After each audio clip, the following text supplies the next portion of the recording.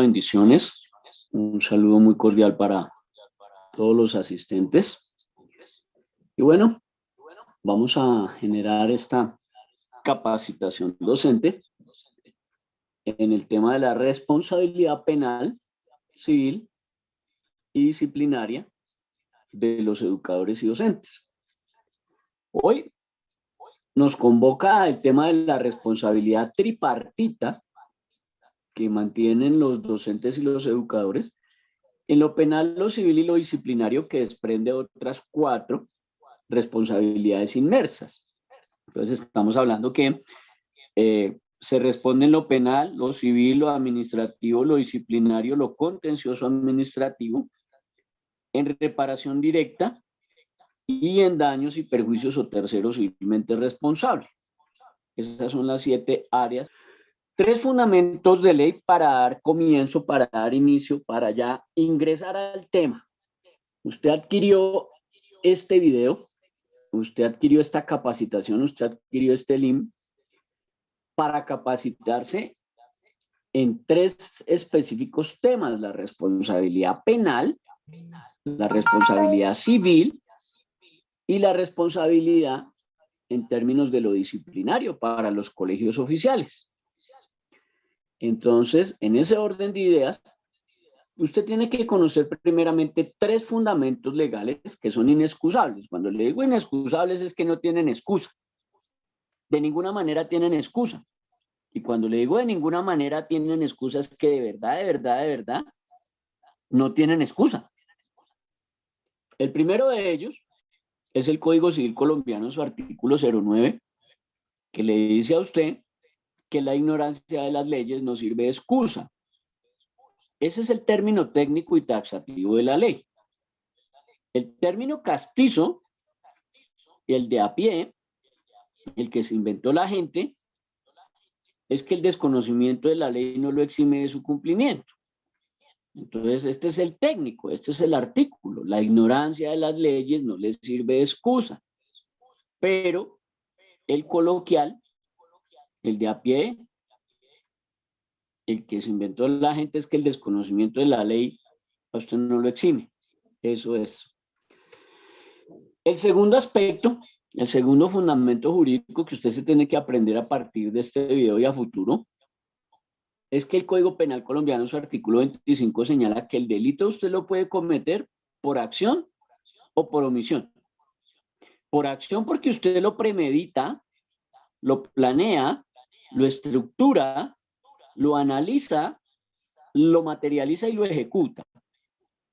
Y por omisión, porque usted deja de hacer aquello que le ordena la ley, aquello que le ordenan los decretos, las resoluciones, las directivas. Entonces el delito se comete por acción o por omisión. Artículo 25 del Código Penal. Y un tercer fundamento que mucha gente desconoce, incluso hasta abogados que dicen ser especializados, dicen ellos que son especializados. Y usted va y les pregunta y de especializados no tienen nada. El Código de la Infancia y la Adolescencia, en su artículo 199, o sea, Ley 1098 de noviembre 8 del 2006, en su artículo 199, habla de los beneficios y mecanismos sustitutivos y le dice que cuando se trate de los delitos de homicidio o de lesiones personales que sean dolosas o delitos contra la libertad, integridad y formación sexuales, o sea, abuso sexual o violación o secuestro, que sean cometidos contra niños, niñas y adolescentes, se aplicarán las siguientes reglas. Entonces se entiende aquí que usted puede entrar aquí por cómplice de un homicidio de un menor, cómplice de unas lesiones personales de un menor, cómplice de un delito de abuso sexual o de una violación o de un secuestro por omisión. Cómplice por omisión.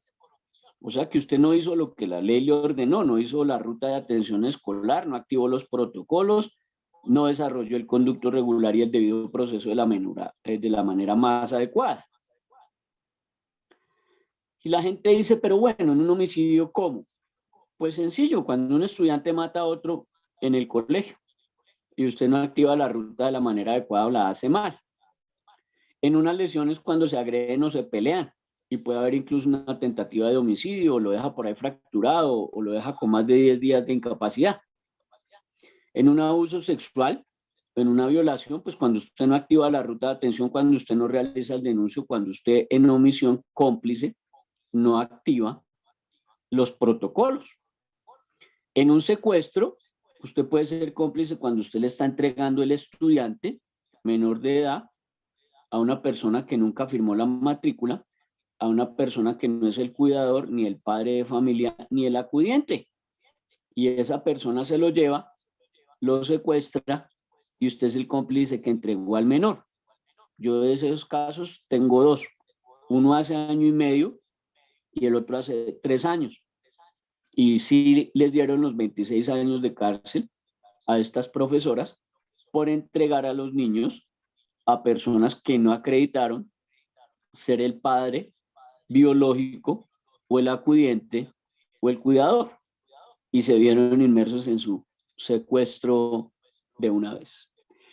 Y que estos delitos sean cometidos contra niños, niñas y adolescentes, entonces le van a aplicar las siguientes reglas que traduce que usted no va a tener ningún tipo de beneficio. Cuando le digo ningún tipo de beneficio, es ningún tipo de beneficio. No como salen por ahí algunos disque periodistas. Hablar basura y tonterías en las noticias y en las redes sociales de que a un abusador sexual le van a dar beneficios, de que a un homicida contra un niño le van a dar beneficios, de que a una persona que causó lesiones personales a un niño le van a dar beneficios, de que a una persona que está utilizando a un menor para delinquir le van a dar beneficios. Eso lo único que demuestra es que esa persona que está brindando esa noticia es un perfecto ignorante. Un perfecto ignorante. No tiene ni la menor idea de este artículo 199 de la Ley de Infancia y Adolescencia. Lo único que está expresando allí es su absoluta ignorancia, ninguna otra cosa. En primer lugar, si hubiera mérito para proferir medida de aseguramiento en los casos del artículo 306 de la Ley 906 de 2004, esta consistirá siempre en detención en establecimiento de reclusión. O sea que no va a ser libre mientras el juicio, sino que va a estar detenido en establecimiento de reclusión, o sea, cárcel. 2. No le van a otorgar el beneficio de sustitución de la detención preventiva en establecimiento carcelario por la detención en lugar de residencia. O sea, no va a estar en prisión domiciliaria mientras investigan el caso. Va a estar en una cárcel. Tercero, no procederá a la extinción de la acción penal en aplicación del principio de oportunidad. O sea, no le van a dar el principio de oportunidad porque es un delito contra un menor y no es de 1 a 3 años, sino que el delito más grave es que sea contra el menor y el delito más leve es las lesiones personales contra un menor. Y entonces le está prohibiendo de inmediato los beneficios. Cuarto, no procederá al subrogado penal de la suspensión condicional de la ejecución de la pena. O sea, no le van a dar suspensión condicional de la ejecución de la pena. No tiene ese beneficio. No procederá tampoco el subrogado penal de la libertad condicional. O sea, no tiene libertad condicional una persona que haya cometido estos delitos contra un menor. En ningún caso el juez quinto le va a dar libertad condicional. Y en sexto, en ningún caso el juez de ejecución de penas y medidas de seguridad le va a conceder a usted el beneficio de la sustitución de la ejecución de la pena. O sea, no le van a dar domiciliaria ni le van a dar permiso de 72 horas. No habrá tampoco, séptimo, ni procederán las rebajas de pena con base en preacuerdos o negociaciones o allanamientos a cargo que haya entre usted y la fiscalía. O sea, si usted preacuerde y quiera negociar, que le hagan rebaja de penas, que usted se confiese, que usted se acuse de que sí, que acepta el delito, no le van a dar ningún beneficio, no le procede ningún tipo de rebaja. Y tampoco procederá ningún otro beneficio subrogado judicial o administrativo. O sea, ahí aplica también el permiso de las 72 horas. Entonces, entienda, usted comete un delito contra un menor, usted comete el delito contra el menor y no va a tener ningún tipo de beneficio. Ninguno.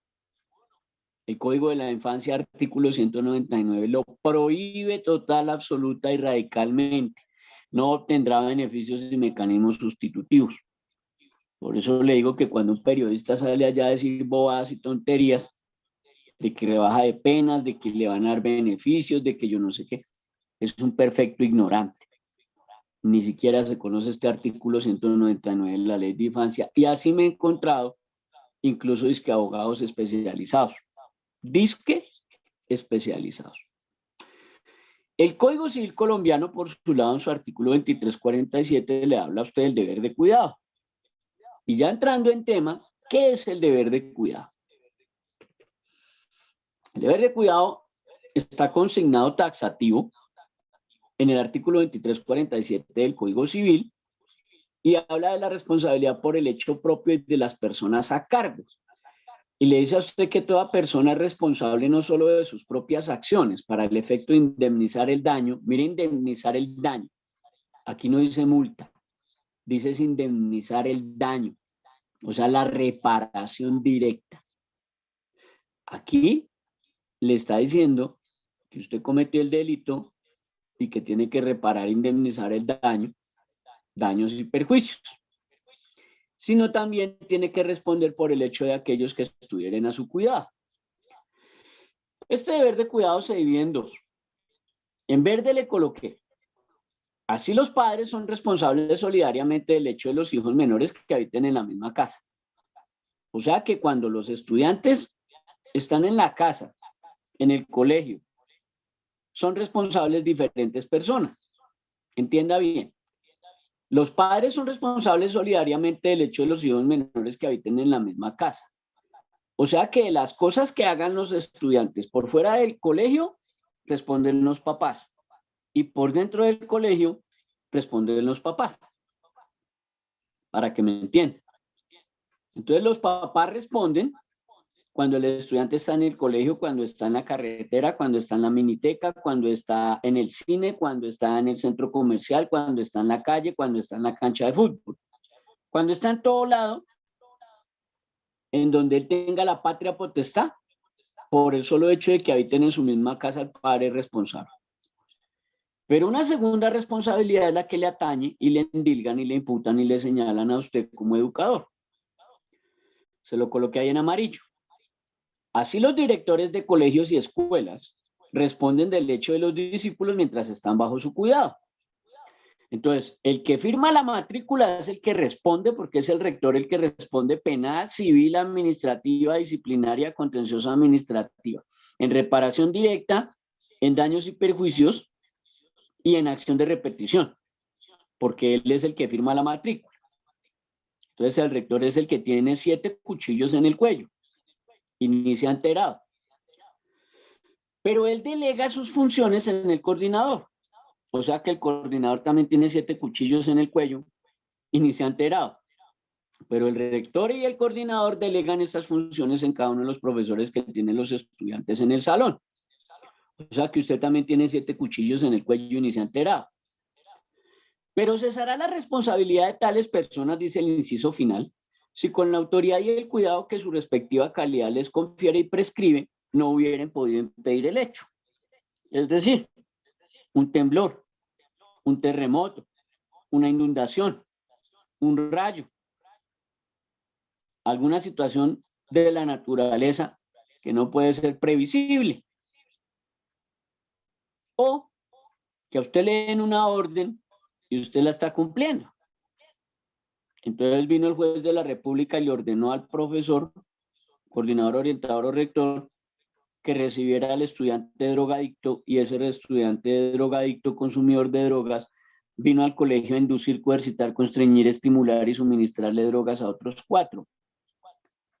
Pues el que dio la orden, que es el juez, él es el que tiene que responder por esa inducción, coerción, estímulo, constreñimiento y suministro a menor que ese drogadicto cometió contra los 4 estudiantes. Pero si no lo hace por escrito el coordinador, orientador y rector y el consejo directivo, pues responden ellos. Otro ejemplo: que la comisaria de familia mandó una orden por escrito de que tienen que recibir a la estudiante embarazada, que porque tiene derecho a la educación. Y vinieron en un descanso y le dieron un balonazo en la barriga y perdió el bebé. Pues la que dio la orden de que recibieran la embarazada en el colegio, sin tomar las precauciones de que estaba embarazada y de que el colegio tiene que responder por 2 vidas menores de edad y no solo una, fue la comisaria. Entonces la que responde es la comisaria que dio la orden. Eso lo dice el artículo 90 y 91 de la Constitución.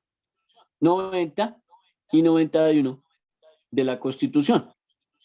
Pero si el Consejo Directivo del colegio no ratificó mediante una escritura o un documento en donde le dicen que hacen directamente responsable a esa comisaria porque ella es la que está a la orden, ella da la orden, ella da la orden, y ellos se acogen al artículo 32 del Código Penal, 32 del Código Penal, pues termina respondiendo el colegio y en ese caso los profesores, en ese caso el coordinador, el orientador y el rector. Espero que me haya entendido. Por otro lado, tenemos entonces que el rector o rectora del colegio privado o del colegio oficial o público están obligados a cumplir la ley. Como todos los ciudadanos en el país están obligados a cumplir la ley. Y los extranjeros que ingresan al país también. Entonces, en este caso, los docentes están obligados a cumplir los artículos 17, 18, 19, 21 y 22 de la ley 1620 del 2013 de manera inexcusable. Están obligados a cumplir el decreto 1075 de 2015, artículo 2.3.4.2 o literal o numeral C, que habla de que el padre de familia tiene unos derechos y entre esos derechos conocer el manual de convivencia antes de la matrícula o el día de la matrícula. Que si no lo hace y es de un colegio oficial y público, pues va a tener sanciones por no obedecer la ley.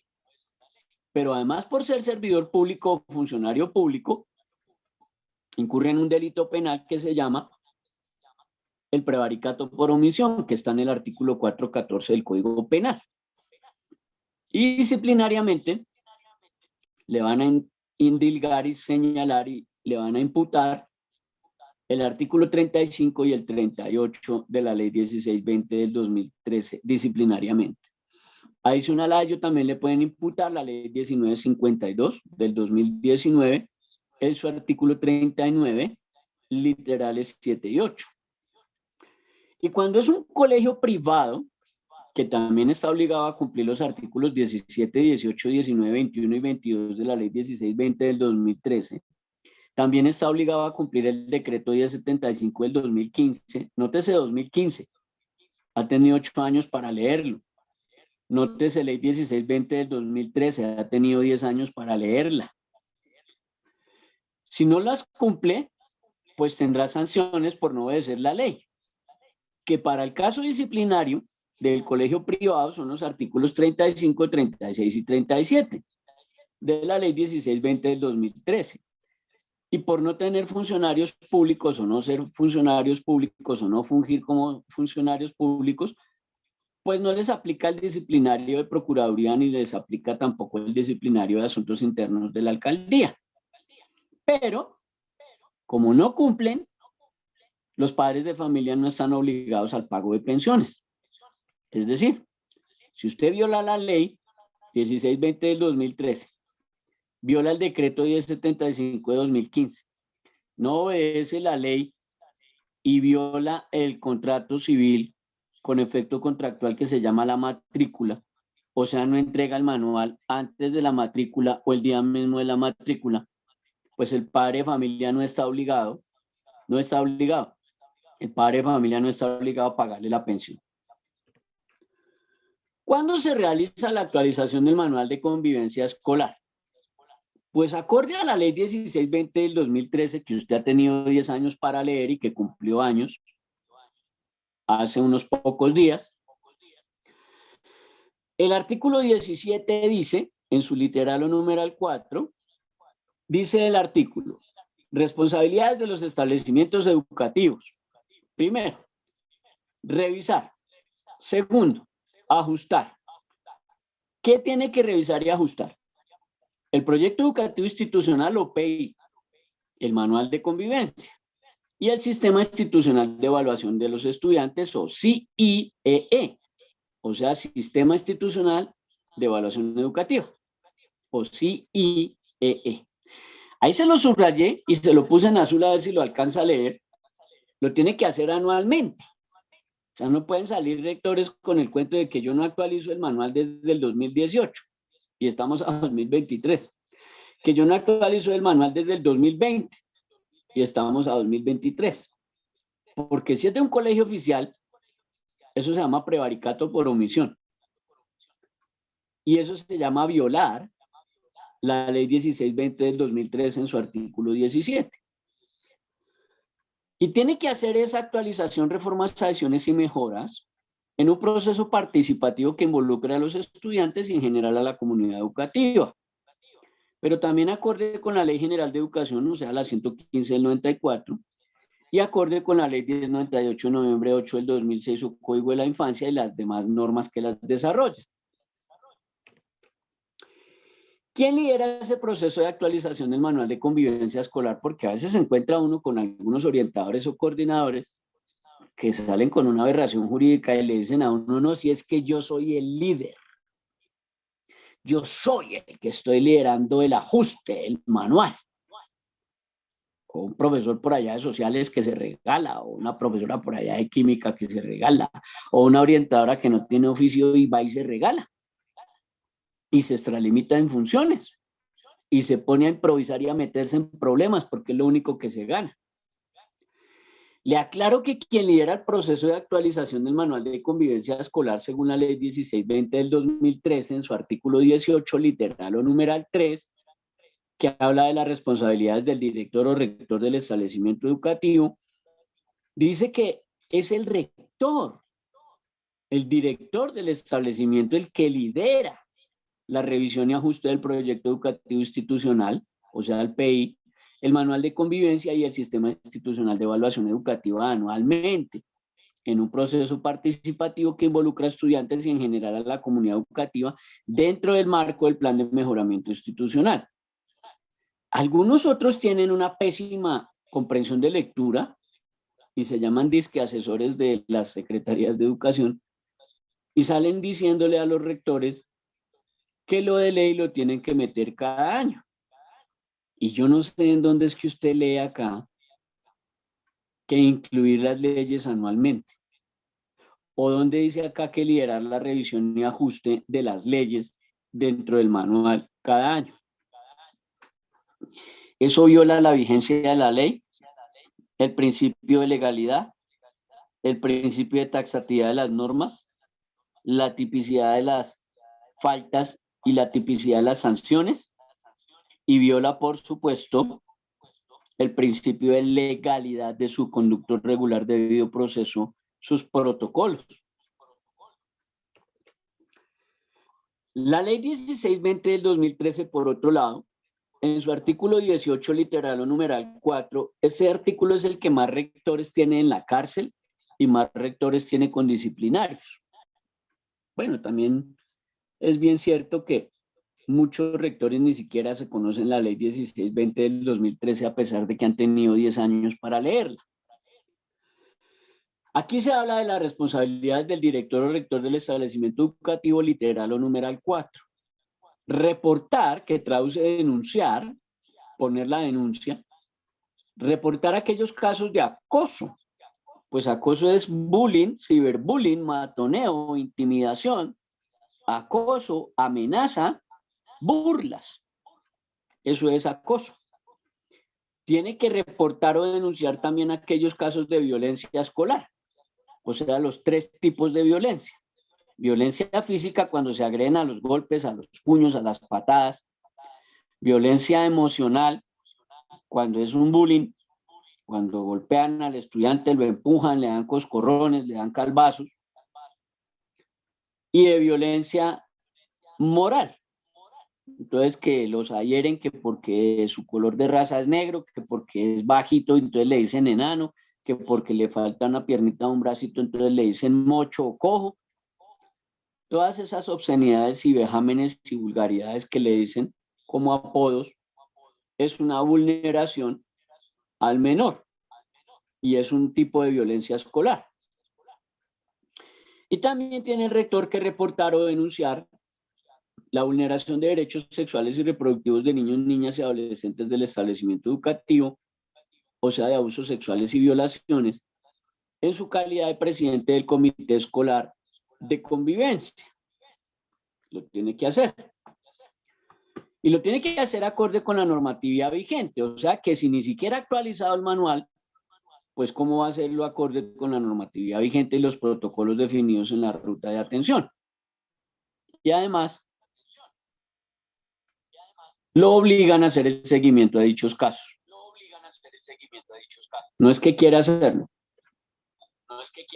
Es que le toca. Ahora, por el lado de los profesores, la ley 1620 del 2013 en su artículo 19 habla de las responsabilidades de los docentes. Principalmente tiene tres: identificar, reportar o denunciar y realizar el seguimiento. ¿A qué? A los casos de acoso escolar, ya le dije que es acoso escolar: bullying, ciberbullying, matoneo, acoso, intimidación, amenazas, burlas, apodos. Violencia escolar, los tres tipos de violencia: física, emocional o psicológica. Y vulneración de derechos sexuales y reproductivos que afecten a los estudiantes del establecimiento educativo acorde con los artículos 11 y 12. Y aquí hubo un error de la persona que redactó esta norma. Le faltó el artículo 15 de la ley 1146 de 2007. Ya ahorita le queda claro a usted por qué le faltó el artículo 15. Y la demás normatividad vigente. Demás normatividad vigente, pues estamos hablando aquí de la Directiva 01 del 4 de marzo del 2022. Demás normatividad vigente, pues se entiende el Código Penal. Demás normatividad vigente se entiende el Código de Convivencia Ciudadana, o Ley 1801 del 2016. Y lo tiene que hacer conexo con el manual de convivencia y con los protocolos definidos en la ruta de atención integral para la convivencia escolar. Traduce si no tiene actualizado el manual y traduce si no tiene la normativa vigente, pues está violando la ruta de atención integral para la convivencia escolar y está violando los protocolos, y si es de un colegio oficial es prevaricato por omisión. Y la ley 1620 del 2013 en su artículo 19 también habla de las responsabilidades de los docentes en su literal 3 y 4. En el 3, usted está cumpliendo el 3. Usted está participando de procesos de actualización y de formación docente y de evaluación del clima escolar del establecimiento educativo. Usted adquiriendo este video, usted capacitándose a través de este video, adquiriendo este link, usted está generando un proceso de actualización y formación docente. O sea, usted está cumpliendo ese literal 3 del artículo 19 de la ley 1620 del 2013. Pero el numeral 4 también lo obliga, no le pide el favor, a que usted tiene que estar en dos verbos rectores. Primero, contribuir. Contribuir es generar una parte o un aporte. Generar una partecita, como dar una ficha del proceso, como aportar una fichita del rompecabezas. Y usted contribuye a la construcción del manual. Y la otra es la aplicación del manual. O sea, que usted entienda la diferencia entre las faltas y las situaciones y que usted sepa cómo se elaboran los protocolos, las actas especiales de debido proceso, cómo se sigue la ruta de atención y cómo se hace el manejo del debido proceso. Pero todo ello tiene un origen, un vórtice, un génesis, un inicio en el decreto 1075 del 2015, que usted ha tenido 8 años para leer, que en su artículo 2.3.4.2 o 2342 dice que los principales derechos de los padres de familia en relación con la educación de sus hijos son los siguientes. Y en el literal C de casa le dice que el derecho más importante que tiene el padre de familia es conocer con anticipación, lea ahí anticipación, o sea, antes de, o en el momento de la matrícula, Las características del establecimiento, ya si es colegio privado, oficial, nocturno, sabatino, por ciclos, si es femenino, si es masculino, si es adventista, si es de testigos, si es católico, si es un colegio por inclusión de género, etc.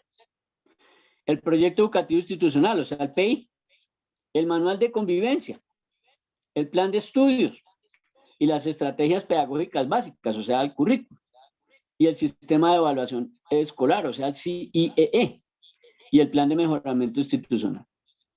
Traduce que usted tiene que estar actualizando el manual más o menos en octubre de este año, 2023, y entregarlo en noviembre o enero del 2024, y no ponerse a improvisar y ganarse una sanción o una investigación.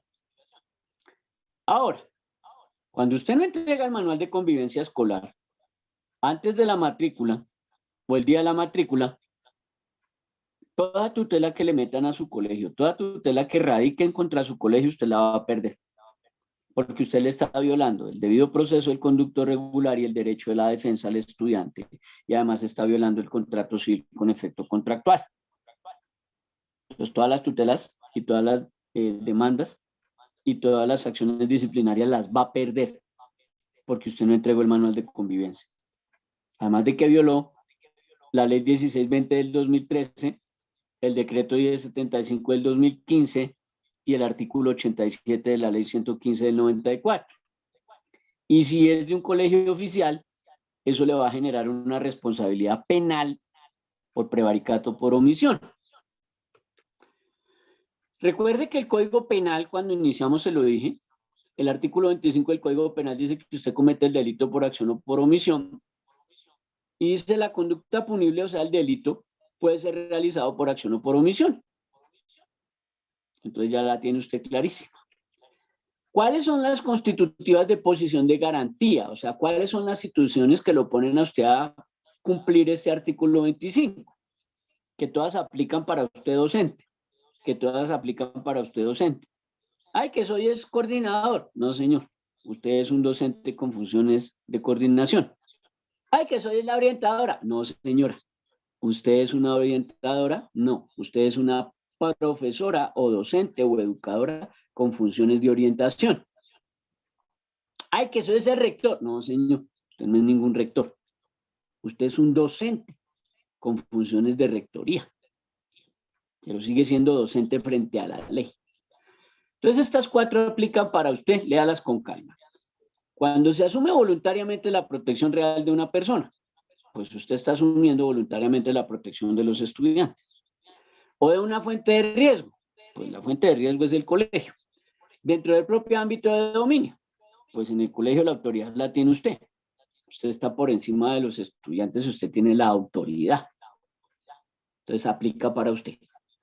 Segundo, cuando existe una estrecha comunidad de vida entre personas, pues yo no sé si su colegio es una comunidad de vida entre personas, y si es estrecha. Todos conviven ahí dentro del colegio durante tantas horas. Cuarto, cuando se haya creado precedentemente una situación antijurídica de riesgo próximo para el bien jurídico correspondiente. O sea, cuando usted no le advirtió a los estudiantes que no tienen por qué llevar Viagra, ni clonazepam, ni alcohol adulterado para causarle daño a sus compañeros, ni drogas y sustancias, para inducirlos, coercitarlos, constreñirlos y suministro a menor. Cuando usted no le ha advertido a los estudiantes que no tienen por qué estar matoneando a los otros para inducirlos, coercitarlos y constreñirlos a un suicidio. Ahí le dejo 2 ejemplos nomás. El parágrafo dice que los numerales 1, 2, 3 y 4, o sea, los que le acabo de leer, solo se tendrán en cuenta en relación con las conductas punibles delictuales, o sea, los delitos que atenten contra la vida y la integridad personal. Contra la vida, pues la tentativa de homicidio, o sea, llevar clonazepam, o sea, llevar Viagra, o sea, llevar trago adulterado o cualquier sustancia que pueda generarle el fallecimiento a un estudiante o dañarle su integridad personal, o sea, dejarlo ciego, dejarlo en silla de ruedas, dejarlo con una discapacidad. Aplican para la libertad individual, o sea, el secuestro, y la libertad y la formación sexuales, o sea, aplica para los abusos sexuales y la violación. Por otro lado, si usted es de un colegio oficial, usted pertenece a un colegio público, llámese rector, coordinador, orientador o profesor, pues a usted le aplica el Código Penal en su artículo 414, que usted es funcionario público y usted comete el delito de prevaricato por omisión. La condición es que usted sea eso, servidor público. ¿Qué haga para ganarse esos 32 a 90 meses de cárcel? Son 32 a 90 meses de cárcel. ¿Qué tiene que hacer? Pues fácil. Omitir, retardar, rehusar o denegar un acto propio de sus funciones. O sea, por ejemplo, no actualizar el manual de convivencia, o sea, omitir la actualización del manual, retardar la actualización del manual, rehusarse a actualizar el manual o denegarse o negar ese acto propio de sus funciones, que es actualizar el manual. O sea, violar los artículos 17, 18, 19, 21 y 22 de la ley 1620 del 2013. O sea, violar el decreto 1075 del 2015 en su artículo 2.3.4.2 literal C. Incurrirá usted en prisión de 32 a 90 meses, fuera de una multa que le dan de 13.33, o sea, más o menos 15 millones, a 75 salarios mínimos mensuales vigentes, o sea, unos 80 millones. O sea que la multa es de 15 a 80 millones, ojalá tenga el dinerito. Y además lo van a inhabilitar para el ejercicio de derechos y funciones públicas por 80 meses. O sea que si es funcionario público, dígale adiós a su pensión. No se va a pensionar. No se va a pensionar. Porque ¿cómo van a pensionar a una persona que está condenada por cometer un delito y tiene antecedentes? ¿Y que cometió el delito siendo funcionario público? Como que no lo van a pensionar. Por otro lado, está el artículo 417 del Código Penal, que es el abuso de autoridad por omisión de denuncia. Y dice que el servidor público, o sea, usted que es profesor de un colegio oficial o público, coordinador, orientador o rector, y usted tiene conocimiento de la comisión de una conducta punible, o sea, un delito cuya averiguación debe adelantarse de oficio, y usted no le dé cuenta a la autoridad, usted incurrirá en una multa y pérdida del empleo o cargo público. O sea, usted sabe que se están robando los dineros ahí en el consejo directivo, que el rector está haciendo torcidos, que el rector está robándose los dineros, que el rector está contratando a dedo, que el rector está en apropiación o peculado por apropiación indebida de recursos del Estado, que usted sabe que el rector está ahí haciendo cuestiones raras con los profesores, que está haciendo ahí trucos, que el coordinador se cree el rector y está mandando más que el rector, que la orientadora llega a la hora que quiere, y usted no da cuenta a la autoridad, pues usted es un cómplice por omisión que incurrirá en una multa que oscila más o menos entre 3 millones y 7.200.000 y pérdida del empleo o cargo público. Pero además la pena será de 32 a 72 meses, ahí sí le van a dar prisión, si la conducta punible que usted omite denunciar es de las contempladas en el delito de omisión de denuncia particular. Generalmente tiene que ver con los delitos sexuales contra menores. O sea, le van a dar 32 a 72 meses por quedarse calladito, por cómplice por omisión. Artículo 25 del Código Penal sería conexo acá, y artículo 18 de la Ley de Infancia sería acá, conexo. Omisión, descuido y trato negligente es el artículo 18 de la Ley de Infancia. Por otro lado, para aquellos profesores que están en los consejos directivos, si usted adquirió este link, si usted adquirió este video, si usted compró esta capacitación y usted pertenece al consejo directivo, pues tenga mucho cuidado, porque el Código Penal, en su artículo 289, habla de la falsedad de un documento privado.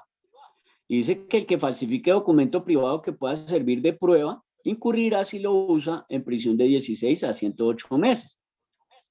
Va a estar ahí firmando usted que hagan contrataciones sin cumplimiento de requisitos, o sea, contrataciones a dedo, que se estén gastando el dinerito en cosas que no son, que estén contratando profesores ahí por debajo de cuerda, que estén pagando horas extras por debajo de cuerda. Todas esas situaciones en las cuales usted firma un documento que se va a manejar administrativamente y lo genera falso, pues ya sabe. El Código Penal en su artículo 287 por su lado habla de la falsedad material en documento público. Y dice que el que falsifique un documento público que pueda servir de prueba incurrirá en prisión de 48, o sea, 4 años, a 108 meses, o sea, 9 añitos. Y si la conducta fuera realizada por un servidor público en ejercicio de sus funciones, o sea, usted rector, coordinador, orientador o profesor público, oficial, la pena será de 64, o sea, 5 añitos, ¿sí?, a 144 meses, o sea, 12 añitos. Y lo inhabilitan para el ejercicio de derechos y funciones públicas de 80 a 180 meses, o sea, dígale adiós a su pensión. Eso en cuanto a los consejos directivos, entonces cuídese mucho de una falsedad material en documento público, de una falsedad en documento privado, pero además cuídese especialmente del fraude procesal. El fraude procesal es el artículo 453 del Código Penal. Acuérdense que esta capacitación habla de la responsabilidad penal, civil y disciplinaria de los educadores, ¿no? No se me pierda. Artículo 453 del Código Penal habla del fraude procesal. Y dice que el que por cualquier medio fraudulento induzca al error a un servidor público para obtener una sentencia, resolución o acto administrativo contrario a la ley, incurrirá en prisión de 6 a 12 años. Aplica para estos rectores que envían el manual de convivencia sin actualizar a las secretarías de educación y por cualquier medio fraudulento, sea por internet, por un correo o físicamente, o lo envían por un WhatsApp en un texto o como sea, están induciendo al error a un servidor público allá en la Secretaría de Educación que generalmente ni revisa, o sea que es cómplice también por omisión, pero usted lo está induciendo al error en un fraude procesal. O usted firma en el consejo directivo por allá unos oficios o unas actas que dicen una cosa que no es la realidad. O que usted elaboró mal un conductor regular, un debido proceso, una ruta de atención y se puso a afirmar que sí la hizo bien cuando la hizo mal y está induciendo al error a un servidor público, por ejemplo, a un juez de tutela o a un procurador delegado o un procurador regional. Eso no le va a dar sino prisión de 6 a 12 años, no se preocupe, son poquitos, son 6 años a 12. Le va a dar una multa de 200, o sea, por ahí 230 millones a 1.000 salarios, o sea, unos 1.300 millones. De 230 a 1.300 millones de multa. No me preocupe, tampoco es mucha plata. Y lo van a inhabilitar por el ejercicio de funciones públicas por 5 a 8 años. Entonces, pues, lea bien. Artículo 453 del Código Penal, fraude procesal. Mire bien qué es lo que está firmando en su consejo directivo, mire bien qué es lo que está firmando. A este punto se enterará usted que la ley 1620 del 2013 tiene 2 artículos, que son el 18 y 19, que trascienden a lo penal, porque violaría usted la ley 1146 de 2007, que es penal, violaría el artículo 25 del Código Penal, violaría usted el artículo 18 de la ley de infancia y adolescencia, que también es penal, y le pueden endilgar complicidad por omisión, o le pueden endilgar o señalar, o le pueden imputar una coautoría impropia. Espero que me haya entendido. En términos de lo disciplinario, pues en términos de lo disciplinario está la ley 1952 del 2019, que en su artículo 03 habla del poder disciplinario preferente. Pues este es el peor enemigo de los amiguismos, es decir, ese rector o esa coordinadora o ese orientador que tiene sus amiguitos o sus familiares ahí en la Secretaría de Educación y que siempre usan del amiguismo la corrupción y que utilizan allí el tráfico de influencias. Pues malas noticias. La ley 1952 de 2019 en su artículo 3 habla del poder disciplinario preferente y dice que la Procuraduría General de la Nación es la titular del ejercicio preferente del poder disciplinario, en cuyo desarrollo la Procuraduría podrá iniciar, proseguir o remitir cualquier investigación o juzgamiento de competencia de los órganos de control disciplinario interno de las entidades públicas. O sea, le puede quitar el expediente a una alcaldía o a una secretaría de educación y seguir ellos con el proceso, e incluso de las personerías distritales y municipales. Igualmente, también podrá la Procuraduría asumir el proceso en una segunda instancia y revisar a ver qué irregularidades hubo.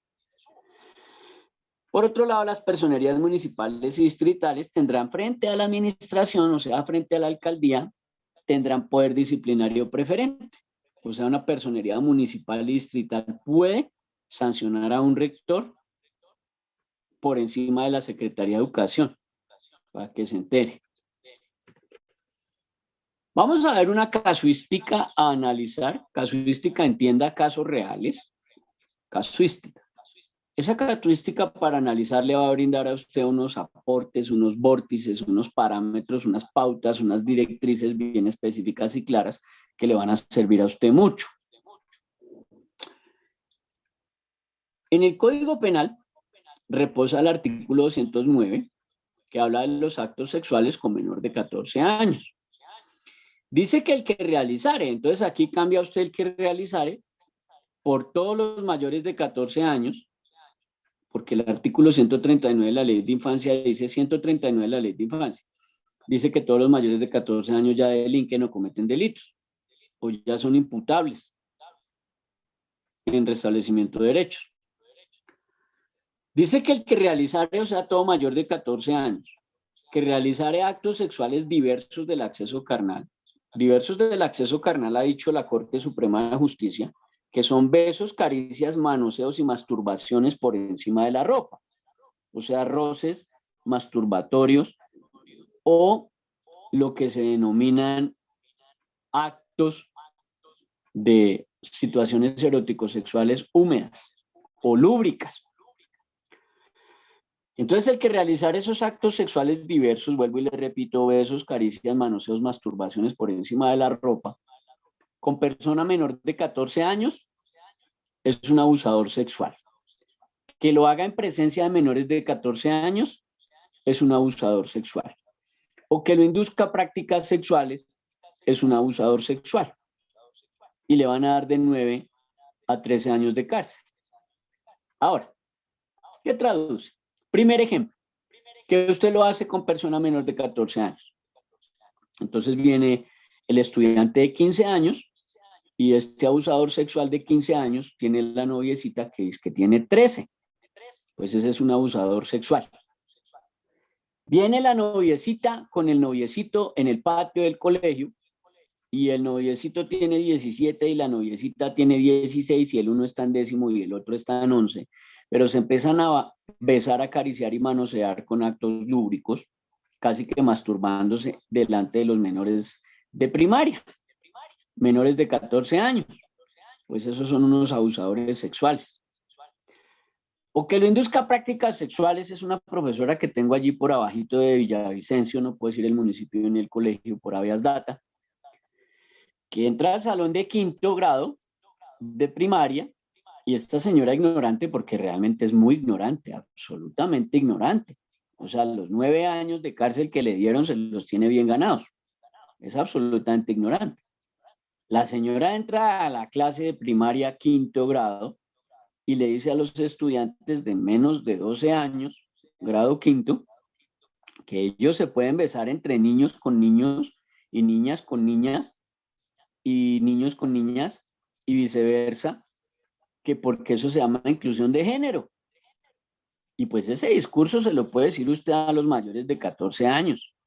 Pero primero, antes de darles ese discurso, lea la ley 1146 de 2007.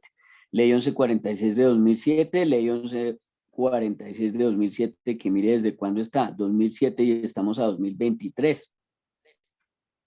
¿Cuánto tiempo ha leído usted esa ley y cuánto tiempo ha tenido para leerla? Léasela primero.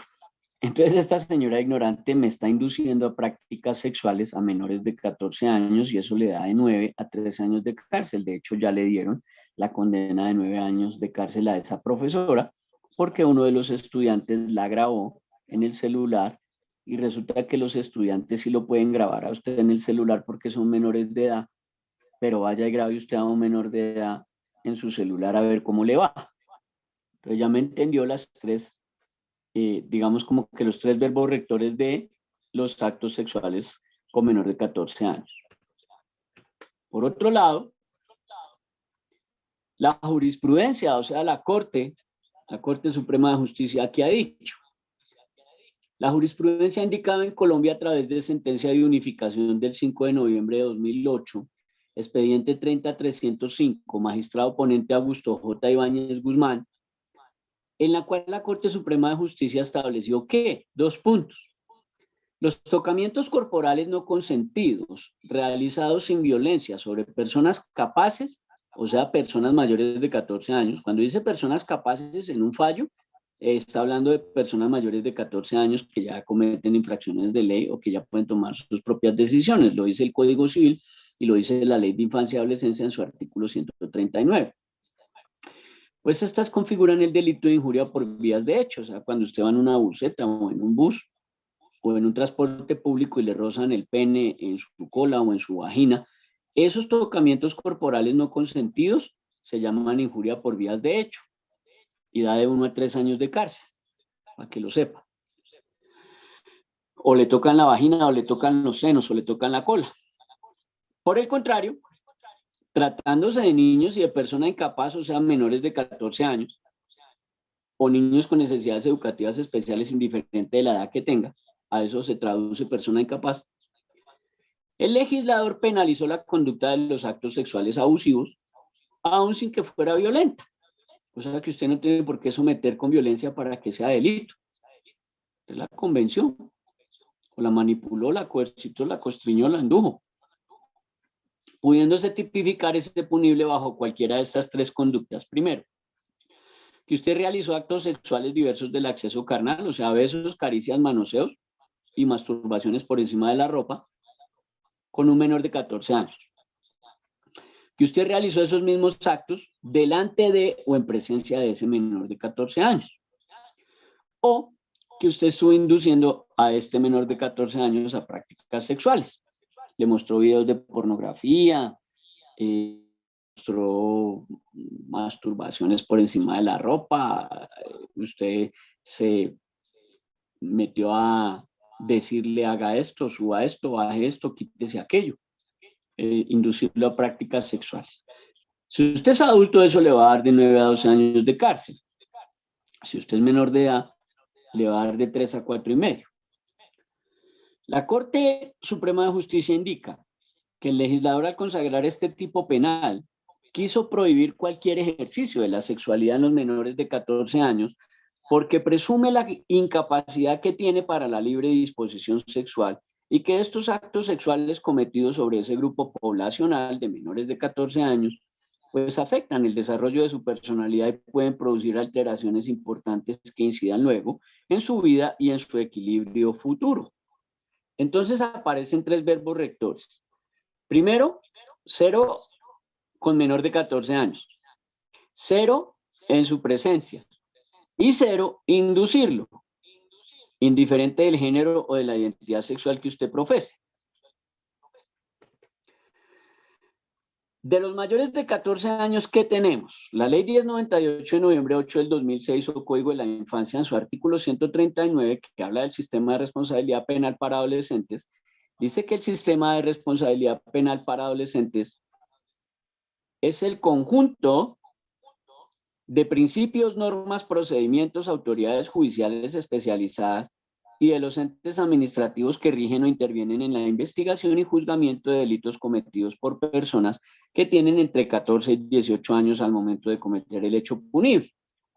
Esto tira al piso esa tesis ignorante, temeraria, irresponsable, bizarra, absurda, con la que salen algunos asesores de las secretarías de educación e incluso del mismo Ministerio de Educación les he leído semejantes pendejadas de que los menores de 14 años no cometen delitos o que no se les puede decir delincuentes. Pues aquí le aclaro que el artículo 139 de la Ley de Infancia dice otra cosa y yo le tengo que creer es a la ley y no a los funcionarios. Aquí la ley me dice que sí cometen delitos personas que tienen entre 14 y 18 años al momento de cometer el hecho punible. Y si el verbo activo es delinquir y solo 6 personas delinquen, yo, tú, él, nosotros, vosotros y ellos, pues si el verbo activo es delinquir, el sujeto activo es delincuente. Es como si el verbo activo es pintar, pues el sujeto activo es pintor. Si el verbo activo es correr, pues el sujeto activo es corredor. Entonces aquí los mayores de 14 años, indiferentemente de su género o identidad sexual, ya cometen delitos o infracciones de ley. No así con los menores de 14 años, que la Ley de Infancia y Adolescencia, Ley 1098 de noviembre 8 del 2006, en su artículo 142, dice que sin perjuicio de la responsabilidad civil de los padres o representantes legales, así como la responsabilidad penal consagrada en el numeral 2 del artículo 25 del Código Penal, o sea que responden civilmente y penalmente los papás, porque las personas menores de 14 años no serán juzgadas ni declaradas responsables penalmente ni privadas de la libertad bajo denuncia o indicación de haber cometido una conducta punible o un delito. Entonces, el menor de 14 años, indiferentemente del género o identidad sexual que profese, no puede ser sindicado o imputado. Los que van de cárcel y los que pagan la reparación directa y los daños y perjuicios siempre serán los papás. Artículo 142 de la Ley de Infancia y artículo 2348 del Código Civil y artículo 2346 del Código Civil. Entonces, en conclusión de esta casuística, de este ejemplo tan claro, es que 0 noviazgos con menores de 14 años. 0 noviazgos entre menores de 14 años. Y 0 noviazgos que induzcan, coerciten, constreñan o estimulen a menores de 14 años. Eso sin importar el género o la identidad sexual. En conclusión, 0 manifestaciones obscenas o erótico-sexuales o lúbricas de mayores de 14 años delante de los menores de 14 años de edad, ahí a la entrada del colegio, en el descanso del colegio o a la salida del colegio o en los pasillos del colegio, o mientras están en el colegio o mientras porten el uniforme, indiferente de su identidad sexual. Si ello ocurre y usted no lo denuncia, si ellos violan esos deberes, deben ser denunciados. Pero si usted no los denuncia, usted es cómplice. Usted es cómplice. Y a usted sí le da los 9 años de cárcel. A ellos no les da los 9 años de cárcel, les dará por ahí 3. ¿Qué por qué? Pues porque la ley 1146 del 2007, en su artículo 12, dice obligación de denunciar. Y dice el docente está obligado a denunciar. Ahí no dice que si la mamá denunció, usted no denuncie. Ahí no dice que si la abuela denunció, usted no denuncie. Ahí no dice que si la hermana denunció, usted no denuncie. Ahí no dice eso. Ahí dice es obligación de denunciar. El docente está obligado a denunciar. Y ahí no dice el panadero, ni el lechero, ni el pastelero, ni el celador, ni la señora de los tintos, ni la señora del aseo. Ahí dice es el docente. Está obligado a denunciar. ¿Ante quién? Ante las autoridades administrativas. ¿Quiénes son las autoridades administrativas? Personería, comisaría y bienestar familiar. Y ante las autoridades judiciales competentes. O sea, Policía de Infancia, Fiscalía, SIJIN o DIJÍN. ¿Qué tiene que denunciar? Toda conducta o indicio. Indicio. Indicio es la palabra del menor. Cuando el menor a usted le cuente, así usted no tenga elementos probatorios como videos o fotos, el solo testimonio del menor es un indicio de que ocurrió una violencia o un abuso sexual contra niño, niña o adolescente del que usted tenga conocimiento. Y el artículo 15, que era el que yo le decía a usted que les hizo falta allá, en el artículo 19 de la ley 1620 del 2013, que yo le dije a usted que el que redactó esa norma se le olvidó, pues el artículo 15 dice que usted tiene 24 horas. Dice que en ejercicio del deber constitucional de protección de niños, niñas y adolescentes, o sea, en ejercicio del artículo 44 de la Constitución. El Estado es usted que es profesor de un colegio oficial o público. Y la sociedad es usted que es de un colegio privado. Usted es de la sociedad, a menos que usted sea por allá de Júpiter o de Marte, usted sigue siendo de la sociedad. Tienen el deber de denunciar, mire que dice ahí tienen el deber, cuando la ley le dice a usted tiene el deber, no lo cumpla y verá. Tiene el deber de denunciar oportunamente a las autoridades competentes, pues ya le dije quiénes son. Las administrativas son comisaría, personería y el bienestar familiar. Y las judiciales competentes, pues policía de infancia, fiscalía, SIJIN y DIJÍN. Cualquier indicio o cualquier caso de abuso sexual contra niños, niñas y adolescentes dentro de las 24 horas siguientes al conocimiento del hecho. O sea, usted se enteró hoy a las 12 del mediodía, mañana a las 12 del mediodía usted ya tuvo que haber colocado el denuncio. Así sea en la línea 141 del bienestar familiar. Línea 141 del bienestar familiar. Línea 141, bienestar familiar. O línea 123 de la policía.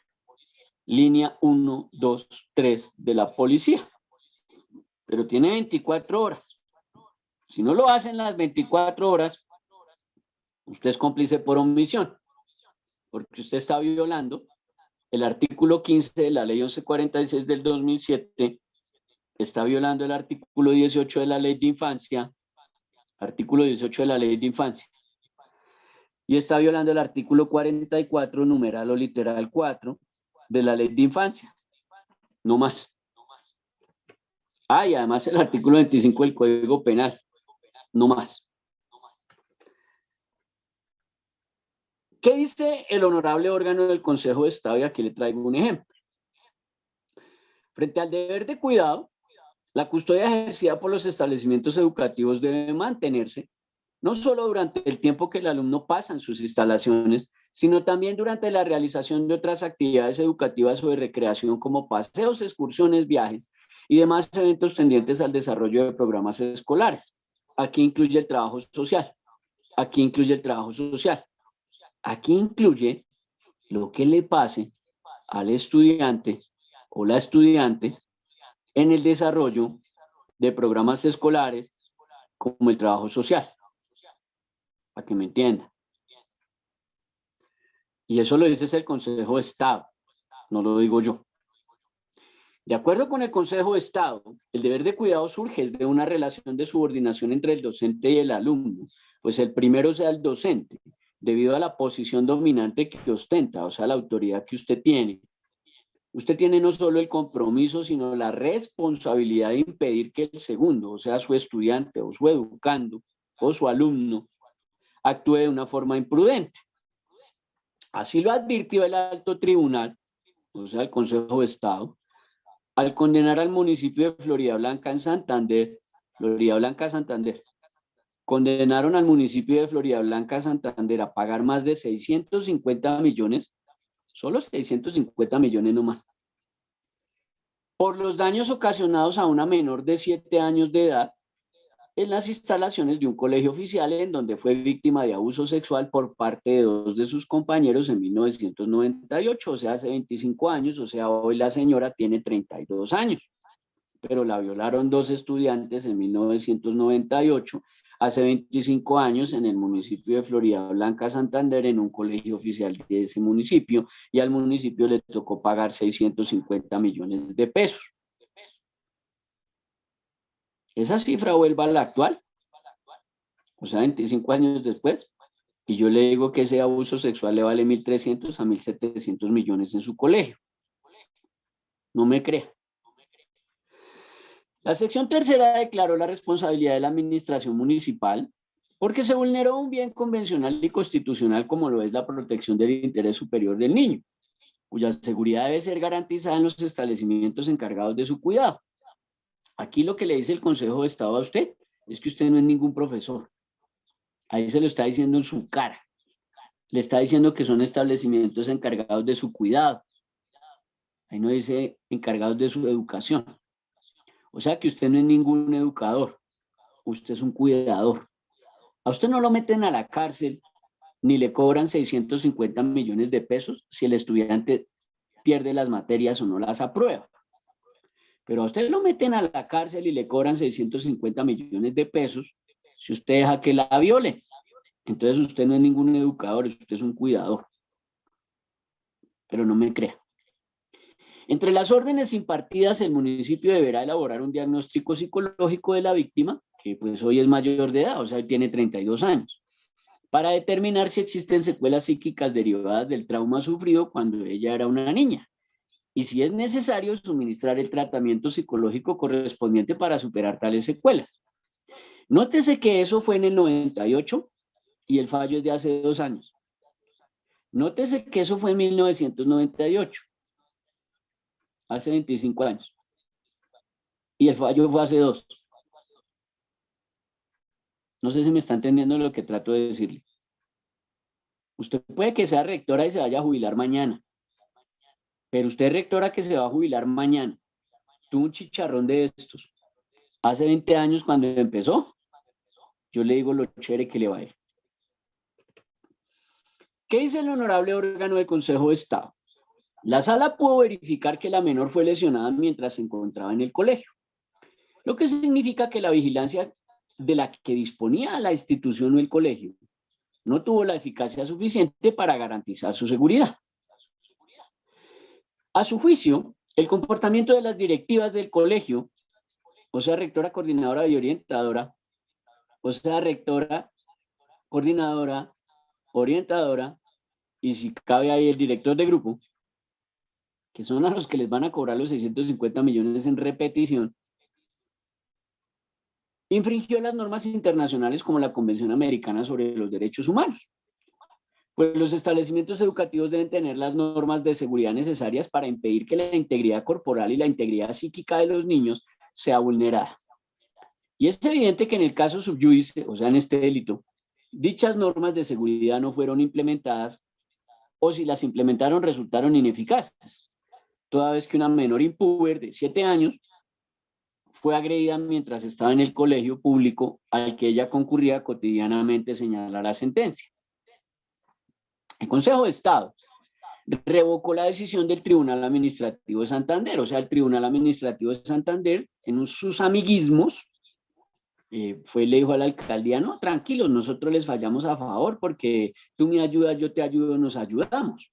Y vino el Consejo de Estado y le revocó por estimar que hizo una valoración indebida o inadecuada de las pruebas, ya que en estos casos, aunque no exista una prueba directa de cómo ocurrieron los hechos, no se pueden desconocer las reglas de la experiencia según las cuales, cuando se dan este tipo de agresiones, o sea, está hablando de la agresión sexual, quienes las acometen o quienes las cometen, obran encubiertos y obran ocultos de otras personas que los puedan delatar. Pues, ¿qué traduce esto? Pues que el violador o el abusador no se va a poner a violar a la niña en la mitad del patio, ni ahí en un pasillo, ni ahí en el salón en cara de todo el mundo, porque lo linchan. Lo haces al escondido. Entonces, ahí para que usted lo tenga claro, ¿cómo se vuelve usted de fácil? Facilito, mi amor, se vuelve cómplice por omisión. Y le va pero bien. Entonces, ¿entiende usted que el delito se comete por acción o se comete por omisión? Generalmente, los profesores están más vinculados a procesos por omisión que por acción, pero igualmente sigue siendo delito. No sé si me entendió. Yo tengo un caso de una orientadora aquí en Bogotá, yo le transmito desde Bogotá. Esta orientadora le dieron 46 años de cárcel por violar el deber de denunciar y por acudir al prevaricato por omisión en complicidad. Entonces, ¿cómo es el caso? ¿Y por qué le dieron 46 años de cárcel a la orientadora? ¿Y por qué solo le dieron 40 años de cárcel al violador y asesino?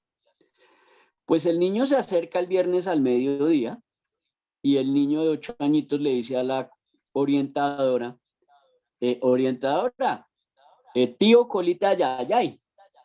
Entonces usted no necesita tener un doctorado, una maestría en psicología, no necesita ser un psiquiatra en doctorado para entender que cuando un niño le dice colita ayayay, es que lo están violando o lo están abusando.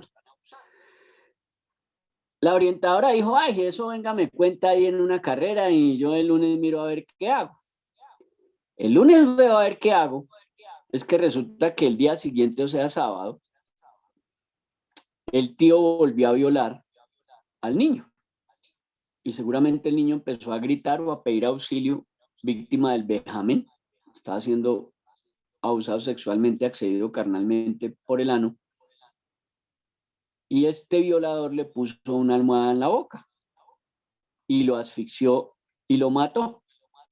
Entonces hablamos aquí de un acceso carnal violento agravado en concurso homogéneo sucesivo. O sea, lo había violado varias veces porque ya el niño le había contado a la orientadora, más la violación del sábado. Ya eran varias. Estamos ante un caso de tortura, porque mientras lo accede por el ano, lo está asfixiando y lo está matando con una almohada. Y estamos hablando de un homicidio agravado en persona menor de 14 años. Eso le dio 40 años de cárcel al violador, al tío abusador.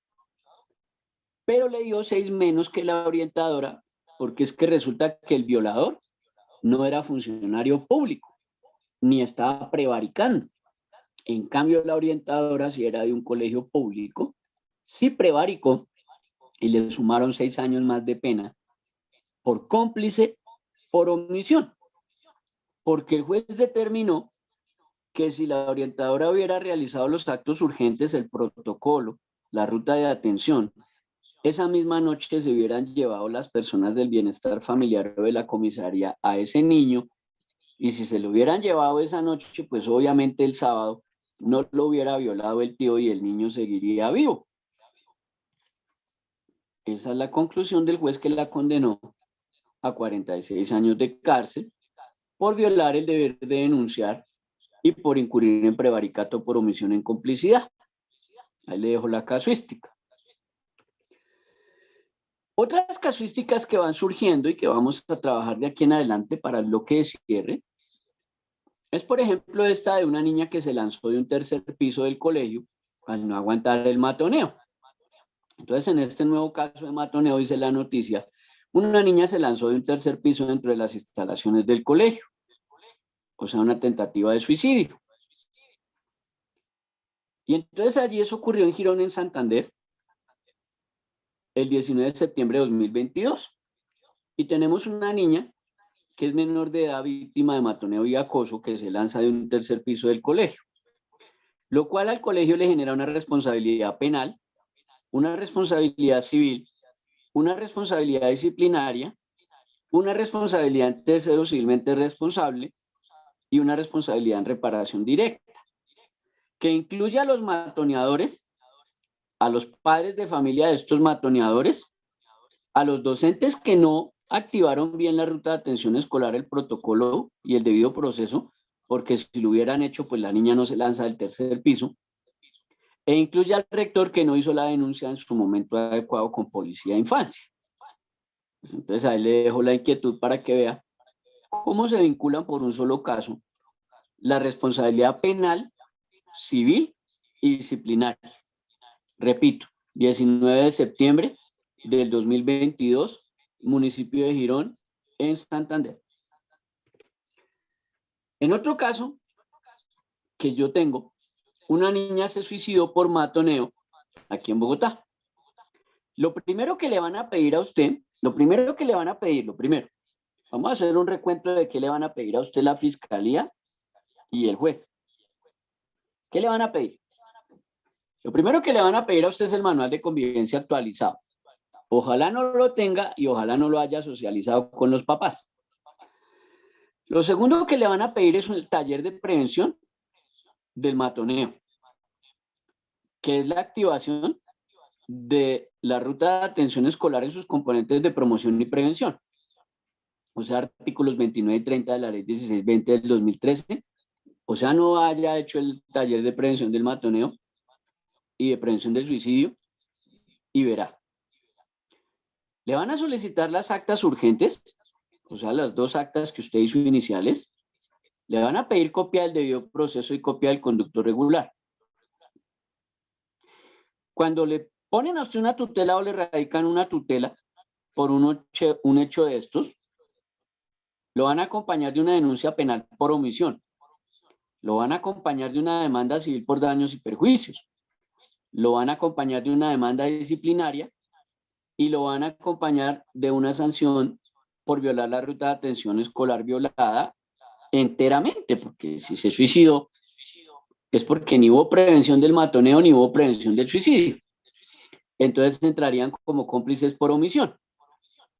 Y si en ese caso los mensajes que deja la niña o la carta de suicidio, los mensajes por WhatsApp que envía antes de suicidarse, señalan a alguien, como me sucedió en Soledad Atlántico, que la niña se suicida en el baño y se indicó a la profesora de español con nombre propio de que le decía burra y bruta y estúpida, o sea, está señalando a una profesora de español de haber inducido al suicidio a esa menor, pues yo le digo lo bonito que le va a ir.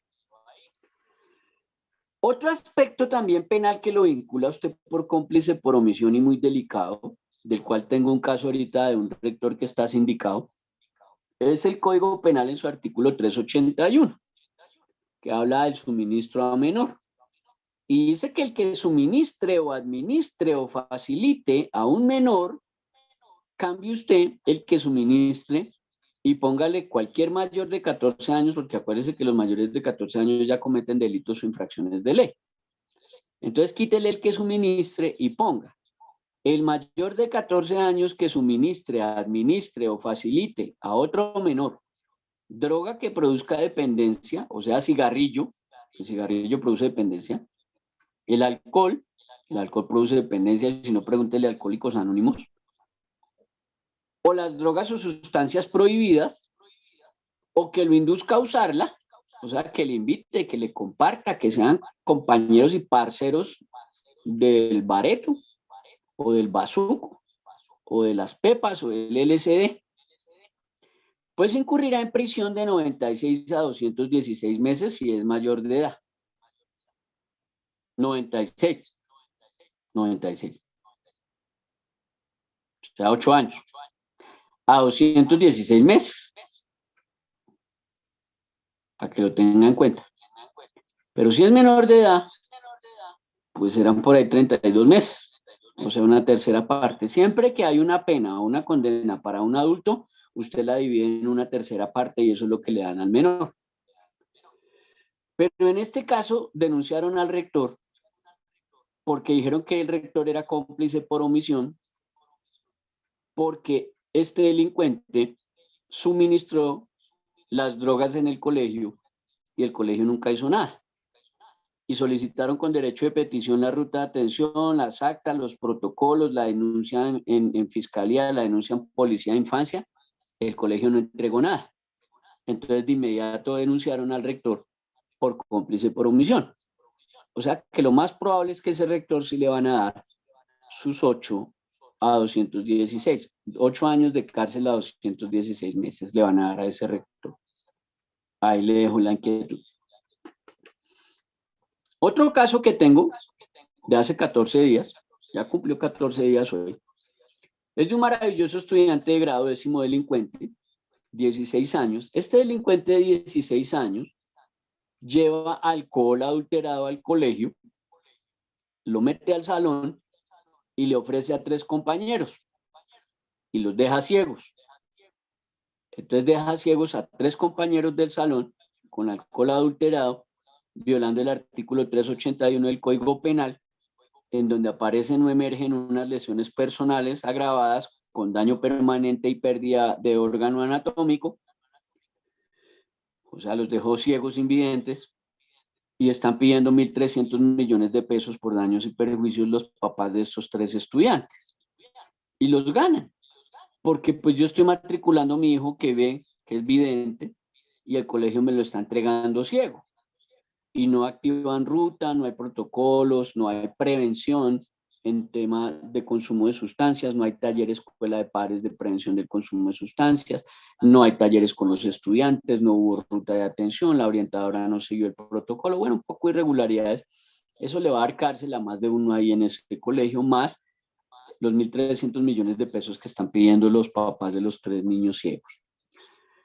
En este otro caso, los estudiantes le dieron Viagra a sus compañeros y la pesada broma terminó en una intoxicación.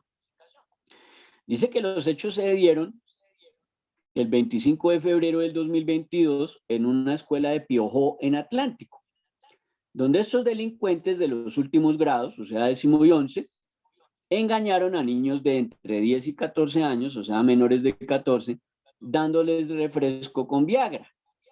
Eso se toma como una tentativa de homicidio agravado. Tentativa de homicidio porque usted no sabe cuál de esos niños menores de 10 a 14 años sufre el corazón o tiene problemas pulmonares, o si sufre de asma o tiene algún otro problema cardíaco y ahí lo dejan con esa Viagra. Entonces eso es tentativa de homicidio agravado porque es con menores de 14 años. Y ahí responde el rector, la orientadora, el coordinador, el director de grupo, los delincuentes de grado 10º y 11, más los padres de familia de estos delincuentes. Entonces, fíjese cómo se mete lo penal, lo civil y lo disciplinario en un solo caso, rapidito. En este otro caso, 5 menores resultaron intoxicados con clonazepam tras intentar un reto viral en redes. El desafío es conocido como el que se duerma al último gana. Este consiste en llevar al colegio clonazepam y tomar esos medicamentos como si fuera un reto o un juego, en donde les genera sueño y el primero que se quede más tiempo sin dormirse es el que gana. Aquí también podemos hablar de una tentativa de homicidio agravado, porque si uno de estos sufre por ahí del corazón, o tiene un problema en la cabeza, o tiene un problema cardiorrespiratorio, ahí lo dejan con el clonazepam y lo matan. Entonces aquí entra la responsabilidad de rector, coordinador, orientadora, director de grupo, los delincuentes que llevan las pastillas, más los padres de familia de estos delincuentes. Y responden por una tentativa de homicidio agravado. En este otro caso, en las instalaciones del Colegio Granadino del municipio de Villa María, 3 estudiantes o 4 pretendieron empalar o ponerle una varilla por el ano a otro estudiante. Entonces, imagínense ese aberrante caso que ocurre en uno disque de los mejores colegios de Manizales. Y ese es uno de los mejores, ¿cómo serán los peores? Aquí estamos hablando también de unas lesiones personales agravadas, dolosas, con daño permanente y pérdida de órgano anatómico, porque entiendo yo de la noticia que le generaron un daño en un testículo al menor. Un buen abogado que sepa lo que está haciendo se lleva de cárcel al rector, coordinador, orientadora, director de grupo y las 2 profesoras que estaban cuidando ese día en el colegio. Un abogado que sepa lo que está haciendo se los lleva de cárcel y los pone a pagar entre 1.000 y 1.300 millones de pesos por el daño en el testículo del menor y por los daños emocionales, psicológicos y psicosociales que va a tener ese pelado a futuro. Ahí le dejo la inquietud de uno de los mejores colegios de Manizales. Eso fue noticia nacional el año pasado. Empalaron al compañero en el colegio. Y en el caso de la niña, por ejemplo, que se suicidó en el baño del Colegio Soledad Atlántico, donde ella señala a la profesora de español en una carta que deja suicida debajo de la almohada en su casa, deja el nombre de la profesora de español y dice que la profesora de español, Julanita de tal, le dice burra, estúpida, bruta, y que 3 de las compañeras del salón le hacen la segunda y se le burlan y las deja con nombre propio. Ese caso me lo entregaron y pensaron que no podíamos sacarlo adelante y ese caso me lo gané facilito en 2 meses. Eso es rapidito. Usted como educador, orientador, coordinador o rector, usted como que no ha tenido en cuenta que en el salón usted tiene 30, 35, 40, 45 cámaras. Por cada estudiante que usted tiene es una cámara que tiene 2 ojos. Entonces yo lo único que tengo que hacer en ese caso es, primero, yo contrato una psicóloga perito entrenada forense, así se llama. Ella es perito como yo, pero es psicóloga, pero es entrenada en lo forense. Y va a una cámara de GESEL y le pide a un juez de control de garantías que en una audiencia de control de garantías le autorice para entrevistar a 5 testigos menores de 18. Y a las 5 mejores amigas de la niña que se suicida, yo hoy les pregunto que cómo le decía a la profesora en clase. Y las 5 me van a decir que le decía burra y estúpida. Entonces, cuando las 5 menores me digan en esa entrevista que la profesora de español le decía burra y estúpida, pues es el testimonio de 5 menores contra una profesora. Adivine quién va a ganar. Lo segundo que hago es contratar un perito grafólogo, y el perito grafólogo lo que tiene que hacer es comparar la letra de la carta suicida que dejó la niña debajo de la almohada con la letra que tiene la niña en los cuadernos. Y cuando se identifique que es la misma letra, pues tengo el caso ganado. El testimonio de 5 menores contra la profesora de español, y he comprobado que la niña en su carta dio el nombre de la profesora más las 3 delincuentes que la acosaban y la humillaban y la maltrataban en el salón. Ahí tengo un concierto para delinquir entre una profesora adulta y 3 estudiantes que se prestan para el matoneo. Ese caso me lo gané en 2 meses. Así de facilito y de rápido. Lo que usted no sabe es que usted tiene cámaras por todo lado. Lo que pasa es que los abogados que usted contrata no son buenos. Usted contrata carniceros para hacer el trabajo de cirujanos. Cuando uno es cirujano y sabe lo que está haciendo, ya sabe por dónde se va a meter. En este caso que manejamos también aquí en la empresa, de un niño que fue agredido por un compañero de colegio y le sacó un ojo taxativo se lo sacó. Le enterró el lápiz y cuando sacó el lápiz del ojo se le fue con todo el ojo. Eso ocurrió el 9 de septiembre del 2018 en un jardín infantil. Eso fue noticia nacional también. La mamá quiso conciliar, repito, la mamá quiso conciliar. La mamá quiso conciliar y la mamá concilió en 179 millones de pesos, que eso no vale un ojo. Un ojo vale por ahí 700 millones, pero bueno, la señora quiso conciliar y ¿qué le vamos a hacer?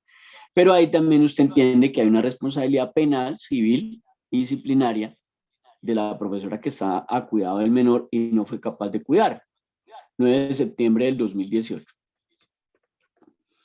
Entramos a un tema delicado, escabroso, pero que es el tema de cierre de esta capacitación que usted adquirió, de este link que usted compró, de este tema que usted decidió comprar, adquirir este link, que es el tema del abuso sexual infantil en los uniformes de colegio, la pornografía infantil.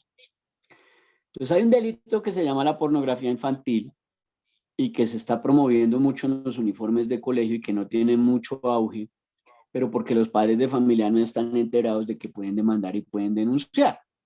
Cuando ellos se enteren que ahí hay plata de por medio, cuando ellos se enteren que pueden demandar al colegio por daños y perjuicios de 100 a 300 millones, yo le digo cómo es lo chévere que va a empezar. El hentai, ¿qué es el hentai? Pues primero, se trata de un género de ficción japonesa de contenido pornográfico en dibujos animados. Es decir, las historias que se narran a través lo hacen es de dibujos o de muñecos. Esto se puede hacer en un formato de historieta que se llama el manga. El manga son las revistas, los dibujos de las revistas o de series ahí en PDF. O se puede hacer en animación audiovisual, o sea, videos, que se llama el anime. Esta palabra hentai, ahí está el japonés como se escribe, es una palabra japonesa que puede traducirse como pervertido o perversión. Y además el hentai es el nombre que recibe el género de manga y anime que tiene contenido pornográfico. Su aparición y desarrollo se debe a la actitud cultural e histórica japonesa hacia la estética y la sexualidad. Algunas de las realidades legales y económicas de Japón también desempeñaron su papel. Es decir, en Japón no es mucho lo que se ve la pornografía en películas o la prostitución abiertamente.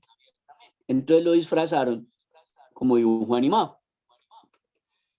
Ahí en pantalla observa usted algunas de las series más conocidas de hentai, en donde aparecen colegialas con minifaldas y medias de liguero o medias arriba de la rodilla, como uniformes de colegio y disfrazadas de prostitutas. Y así es como emerge ese icono de las prostitutas y de la pornografía infantil, que se llama el hentai, que después viene a ser imitado. Ya le di el origen. El origen es el hentai, género de ficción japonesa de contenido pornográfico animado, y yo lo puedo demostrar en un juzgado. Y después demuestro que esos son los muñecos que inducen, coercitan, coestriñen y estimulan a que las niñas se vistan con minifaldas y medias de liguero en los colegios. Y después puedo demostrar que las niñas están utilizando minifaldas y medias de liguero o medias arriba de la rodilla, imitando a las prostitutas, imitando la pornografía infantil e imitando el hentai. Y lo siguiente que hago es demostrar que las niñas se están tomando fotos y videos con el uniforme, con esa vestimenta.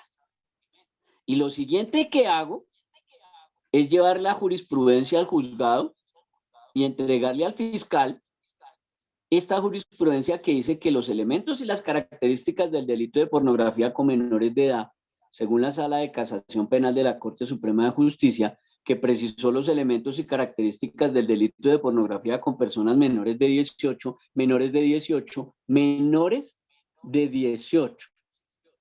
Inicialmente indicó la Corte Suprema que el sujeto activo de esta conducta es indeterminado. Es decir, que cualquiera puede incurrir en este delito o en esta ilicitud, y cualquier persona, teniendo en cuenta que la gente no se encuentra calificado por alguna circunstancia o condición jurídica en particular. Por contraste, el sujeto pasivo, o sea, la víctima, solo exige una connotación especial. ¿Cuál es? En tanto que debe tratarse de una persona menor de 18, menor de 18, menor de 18, que es la titular de pluralidad de intereses jurídicos afectados con esa ilicitud o delito, los cuales pueden corresponder a la libertad, integridad y formación sexuales, entre otros. En cuanto a la estructura de este delito de la pornografía infantil, corresponde a un tipo completo, teniendo en cuenta que debe describir conductas prohibidas y las sanciones que de ellas se derivan. De otra parte, no puede considerarse un delito autónomo, ya que su cabal entendimiento de aplicación requiere la interpretación de los ingredientes que lo particularizan. Pero en un rigor tampoco puede afirmarse que se trata de un tipo penal en blanco, o sea, que no exista el delito. Como quiera que el alcance de la prohibición no se aprehende, o sea, no se copia, no se coge, no se jala de otras disposiciones del ordenamiento jurídico.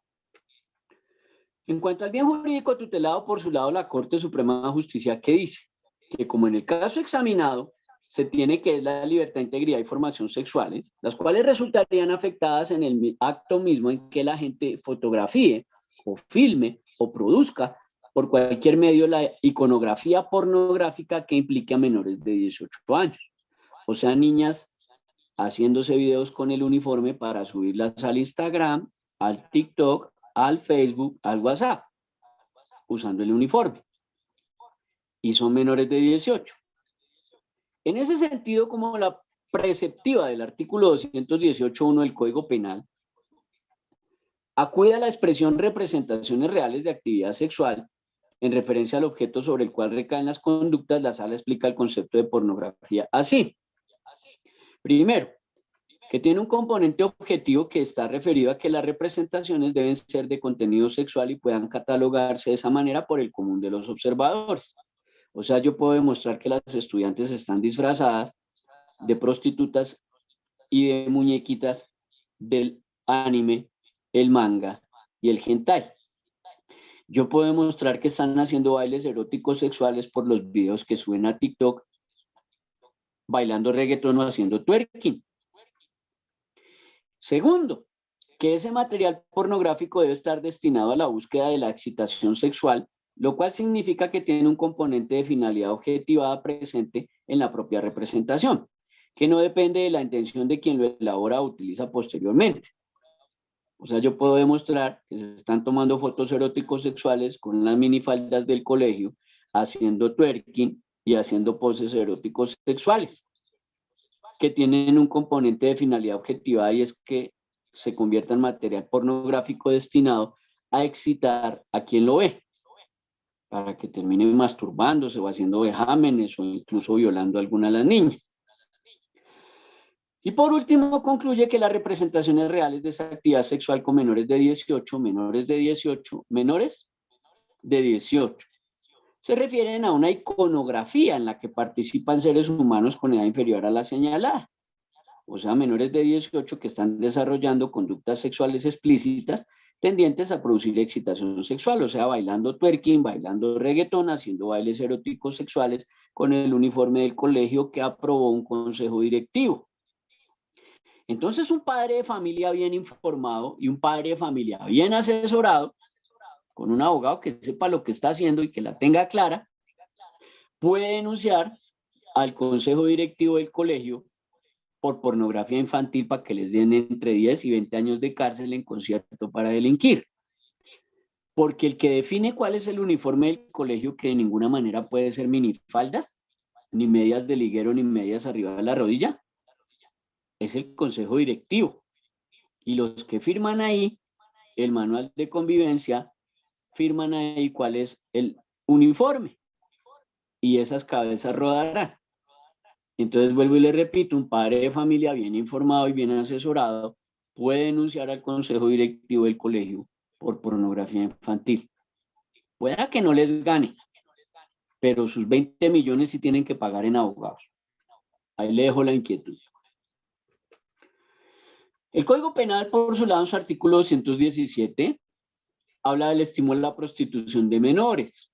Y dice que el que destine, arriende, mantenga, administre o financie una casa o establecimiento para la práctica de actos sexuales en que participen menores de edad, o sea, niñas grabándose para TikTok y para Facebook y para Instagram y para las redes sociales o el WhatsApp, con el uniforme del colegio, bailando twerking o bailando reggaetón, haciendo bailes eróticos sexuales dentro del colegio, pues le puede dar entre 10 y 14 años a ese rector una multa de 66, o sea, 70 millones, a 750 millones, no, salarios mínimos legales mensuales vigentes, o sea, unos 780 millones.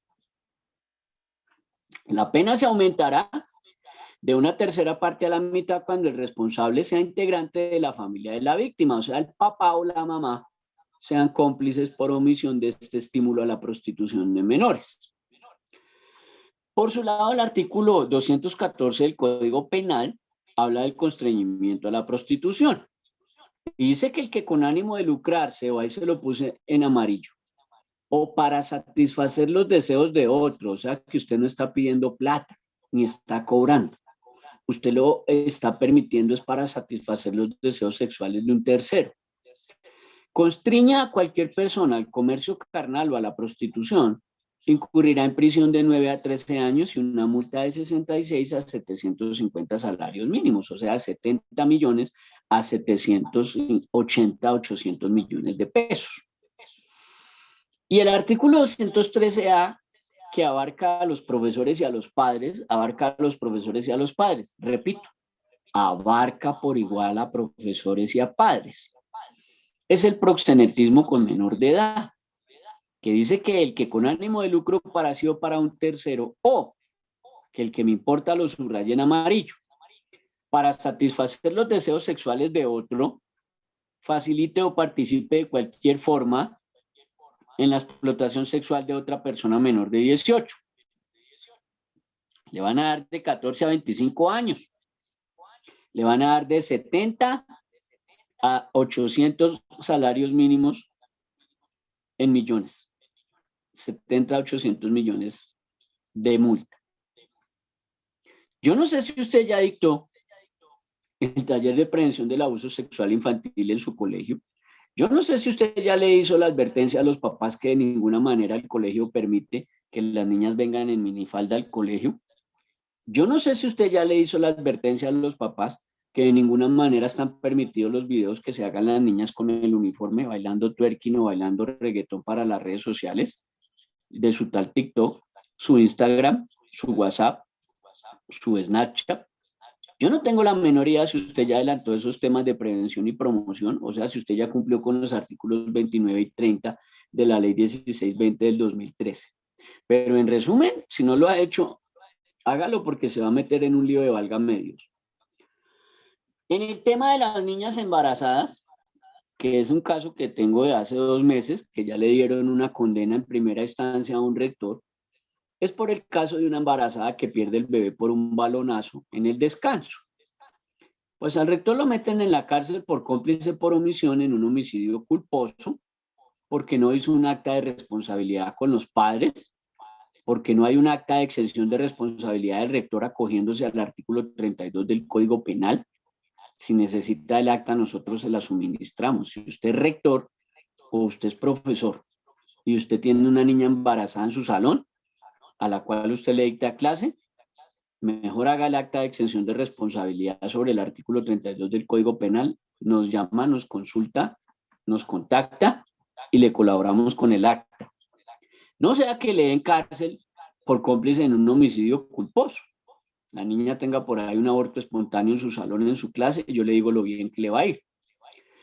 No hizo el rector una reunión con el consejo directivo para ponderar entre el derecho a la educación sustantiva no presencial y el derecho a la vida. Porque en este caso, pues obviamente prevalece el derecho a la vida de la menor y de su no nacido o naciturus, y en segundo lugar quedaría la educación.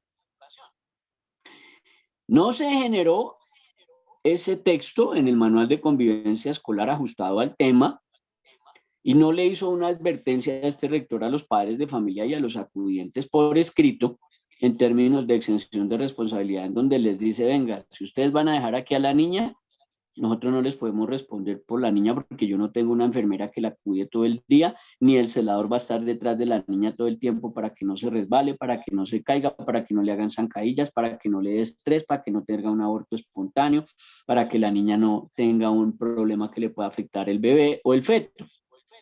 Por eso está condenado en primera instancia. La Corte Constitucional dice que las niñas embarazadas no se pueden discriminar. Pero la Corte Constitucional por ningún lado dice cómo va a salvar a la niña de un balonazo, o de un resbalón en el baño, o de un resbalón en la escalera. Entonces la Corte Constitucional como que no está haciendo una ponderación válida, coherente, sistemática y realmente constitucional entre el derecho a la vida, que es el artículo 11 de la Constitución que dice que la vida es inviolable, frente al derecho a la educación, que solamente es un derecho fundamental. Es como que a veces se nota que algunos de esos magistrados de la Corte Constitucional son meros favores políticos, pero de conocimiento real de las normas en constitucionalidad y jerarquía de las normas, no mucho, no mucho, realmente no mucho. Finalmente, hablar del cierre, que es la ley 2170 del 2021, que en su artículo 4 le habla de la responsabilidad compartida, y esta habla de los celulares en los colegios, y dice que de forma excepcional, previo aval del Comité Escolar de Convivencia y del Consejo Directivos, se podrá restringir el uso de los dispositivos de telefonía móvil a determinados horarios y lugares. Traduce que el celular no se puede prohibir. El celular no se puede prohibir. Lo dice ahí en el segundo inciso. En cualquier caso, se garantizará el derecho a la comunicación que establece la libre opción que tiene toda persona de establecer contacto con otras mediante el uso directo del lenguaje, la escritura o los símbolos, o por la aplicación de las herramientas que ofrecen las tecnologías de la información y las comunicaciones. O sea que no se puede prohibir el celular en los colegios. No se meta en demandas, denuncias y tutelas. ¿Para qué le busca males al cuerpo? Entendiendo todo lo anterior y cumpliendo ya casi las 2 horas de capacitación que usted compró, que usted adquirió con este link, pues usted ya sabe que responde en lo penal, en lo civil, en lo disciplinario, en reparación directa y en tercero civilmente responsable. Para finalizar, esta capacitación presentamos este importante anexo a nuestra capacitación titulada Responsabilidad Penal, Civil y Disciplinaria del Docente en Colombia para 2026. A lo largo de las diapositivas anteriores, hemos analizado cómo el antiguo modelo de enseñanza ha quedado atrás, dando paso a una exigente realidad donde directivos y docentes nos convertimos en auténticos garantes constitucionales. A continuación, a través de un desglose milimétrico de la normativa vigente, la jurisprudencia de la Corte Constitucional y casos prácticos, recalcaremos los riesgos reales en los ámbitos penal, civil y disciplinario a los que nos exponemos en el día a día dentro de las aulas. Este no es solo un ejercicio académico, es el escudo y la guía legal definitiva que toda institución educativa en Colombia necesita implementar de manera urgente para blindar su patrimonio, su libertad y, sobre todo, proteger la integridad de nuestra comunidad estudiantil. Atención, directivos y docentes en Colombia. El panorama legal ha cambiado radicalmente. Presentamos el dictamen pericial forense 2024-2026, el fin de la inmunidad escolar. Se acabó la idea de que los colegios son intocables. Hoy en día, existe una estricta arquitectura de responsabilidad penal, civil y disciplinaria que recae directamente sobre las decisiones de los educadores. Este análisis no es una especulación, está sólidamente basado en la superestructura legislativa y en la jurisprudencia más reciente de la Corte Constitucional colombiana. La cúpula de protección se ha quebrado. Es momento de blindarse, conocer la ley y actuar con total responsabilidad jurídica. El mundo educativo cambió y pasamos de ser simples instructores a verdaderos garantes. Atrás quedó el modelo arcaico donde el docente solo transmitía saberes, el acoso se minimizaba como cosas de niños, y las instituciones se escudaban en el conducto regular interno esperando que el acusador probara la culpa. El nuevo estándar para el periodo 2024 a 2026 nos exige asumir un rol de garante constitucional con custodia material y legal. Hoy el acoso se procesa como un daño antijurídico y una amenaza fundamental, bajo una presunción de culpa institucional con carga dinámica. La era del silencio terminó, el nuevo refugio es la cero tolerancia y la activación inmediata de rutas externas. Para responder legalmente ante el nuevo entorno escolar, es obligatorio dominar la superestructura normativa vigente hasta el 2026. Este blindaje se compone de 4 pilares implacables. Primero, el control estricto de violencia y acoso bajo la Ley 2360, y 5 sobre acoso sexual y el Decreto 0459. Segundo, la protección física y tecnológica que restringe vapeadores y dispositivos móviles. Tercero, el cuidado de la salud mental y entornos digitales con la cátedra emocional, y la Ley 2664 contra la violencia digital. Y finalmente, un bloque vinculante de 17 sentencias de la Corte Constitucional. Recuerde este aviso forense: ignorar este corpus legislativo jamás atenuará su responsabilidad procesal. ¿Qué significa realmente la posición de garante según el artículo 25 del Código Penal? Significa que una fórmula matemática define su responsabilidad penal. Tener conocimiento del riesgo a través de indicios, rumores o alertas médicas, sumado a la inacción institucional por guardar silencio, buscar conciliaciones espurias o no activar las rutas, da como resultado inequívoco una comisión por omisión. Esto implica la imputación directa del daño al educador. Al asumir voluntariamente la protección de bienes jurídicos ajenos, si esa estructura de protección cede frente a un riesgo inminente, el delito se materializará legalmente por omisión culposa o dolo eventual. Comprender la tríada de la responsabilidad institucional es crucial para la supervivencia jurídica de cualquier educador. Esta se divide en 3 frentes devastadores. Primero, la responsabilidad penal, que persigue delitos contra la vida, integridad y libertad, imputados por posición de garante y castigados con prisión por lesiones culposas, homicidio u omisión de socorro. Segundo, la civil extracontractual, enfocada en la reparación patrimonial bajo el artículo 90 constitucional por falla probada del servicio, cuya consecuencia es la ruina financiera mediante la acción de repetición. Y tercero, la disciplinaria, orientada a la transparencia de la función pública, que sanciona faltas gravísimas según la Ley 1952 con destitución, suspensión e inhabilitación vitalicia. Evite caer en el riesgo penal y la trampa de la conciliación interna. Según las sentencias T-124 y T-082 de 2024, escenarios reales de violencia de género y abuso sexual, como los casos interconectados de Camila y Lorena, revelaron una grave falla institucional: desestimar denuncias, promover conciliaciones espurias y archivar los procesos internamente. El fallo de la Corte establece una proscripción terminante de ocultar denuncias. El precedente vinculante es claro: quien conoce indicios de abuso y no activa inmediatamente la ruta hacia la Fiscalía o el ICF, materializa un riesgo jurídicamente desaprobado, respondiendo penalmente bajo la figura de dolo eventual o culpa con representación. El riesgo civil se materializa mediante la cascada de la acción de repetición, un proceso implacable de 4 etapas.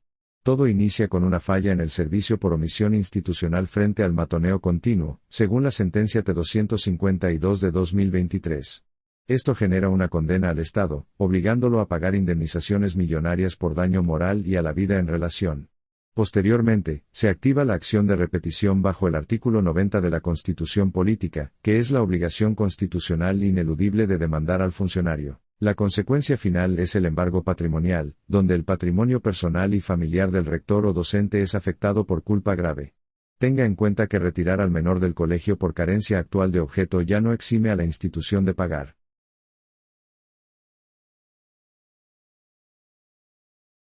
El riesgo civil también se esconde en la trampa de la infraestructura, un peligro silencioso para las instituciones. Según el estudio de caso de la sentencia T-303 de 2024, el estudiante Jerónimo estuvo expuesto a asbesto y calor extremo por fallas en el techo y ventilación deficiente en Barichara. Ante esto, el deber fiduciario exige que rectorías y secretarías cumplan con la obligación ineludible de inspeccionar y reportar con trazabilidad documental todas las fallas estructurales. La consecuencia patrimonial es severa: no elevar solicitudes de intervención estructural ante las autoridades competentes genera responsabilidad solidaria directa por daños a la salud, incluyendo enfermedades graves o colapsos en zonas de riesgo crítico.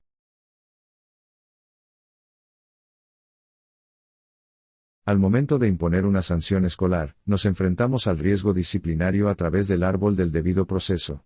Existen 2 caminos muy claros.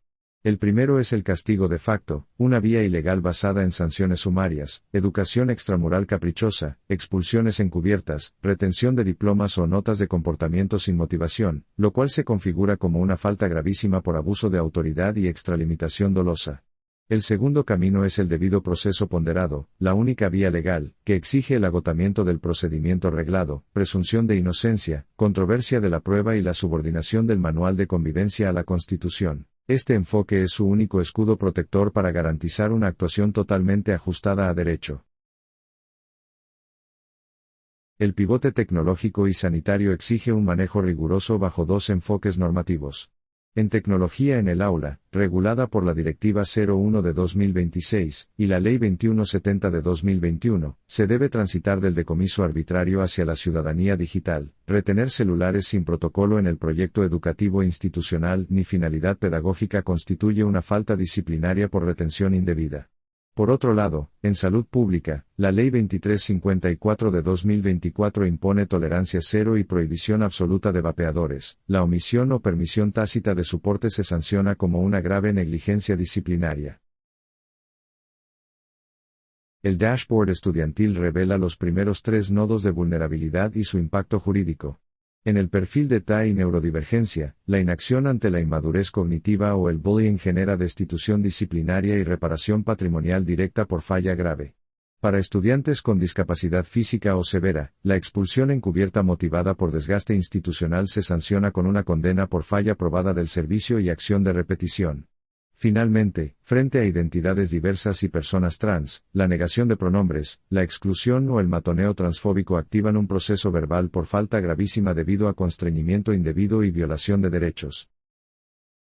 La línea roja de la salud mental en el entorno escolar exige el cumplimiento estricto de 2 normativas clave: la Ley 2503 de 2025 sobre la Cátedra de Educación Emocional, y la Ley 2664 de 2026 para la preservación digital.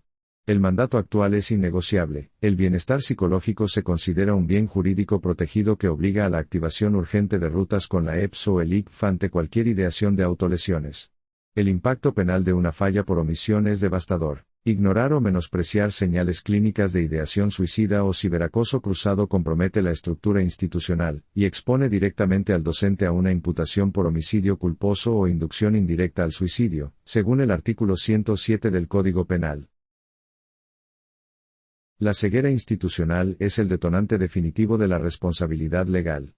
Debemos entender de una vez por todas que el silencio, y el falso refugio del conducto regular interno ya no protegen a nadie, al contrario, hoy en día son las herramientas exactas de la condena.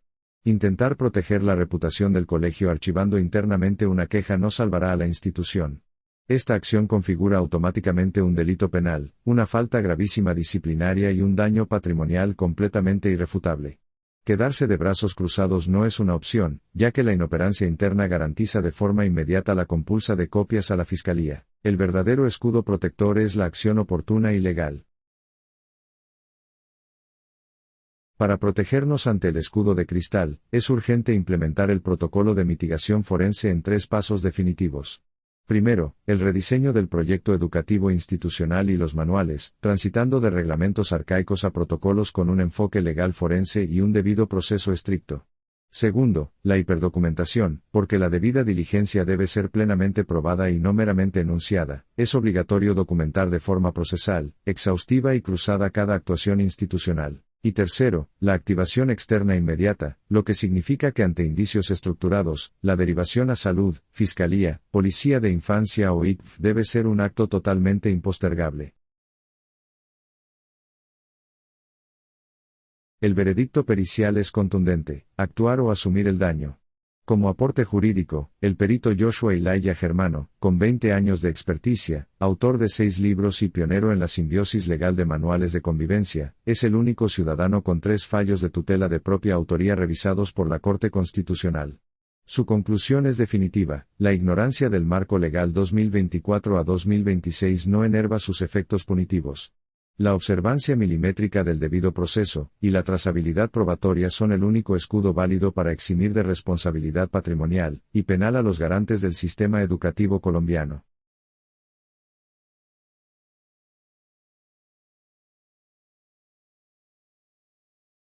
Con esto concluimos nuestra capacitación.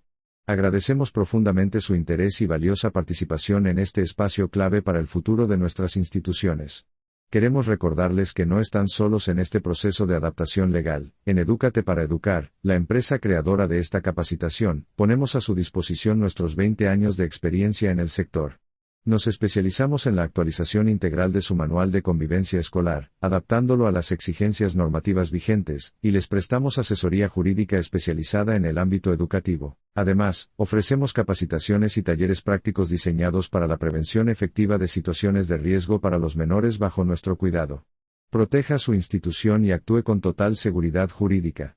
Contáctenos ahora mismo a través de nuestro WhatsApp 305-416-0114. Muchas gracias y hasta una próxima oportunidad.